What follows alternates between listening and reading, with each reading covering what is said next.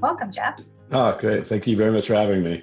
So, we wanted to talk to you about SIIA's decision to be a vocal participant in the national conversation on racial injustice. And what does this mean for your members?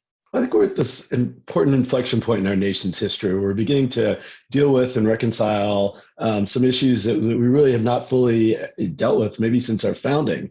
And I've learned throughout my career as associations that some social issues are business issues. And we should create an environment, a policy environment, where any business can hire and attract the best and the brightest, regardless of gender identity, regardless of ethnicity, regardless of nation, of origin, of birth. And we want the best and the brightest to be able to come to work for us. So it's not just doing the right thing socially, politically. It's about doing the right thing to help us increase our ability to be competitive.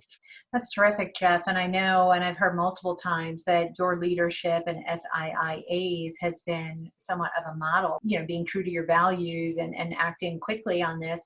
What tips or best practices would you share to other trade associations or leaders and how they can lead in this conversation? Well, I think you mentioned a key part of that is sort of living up to values. So having that conversation with your membership and leadership to not just sort of guess what they need, but really to talk about issues around diversity, equity, and inclusion.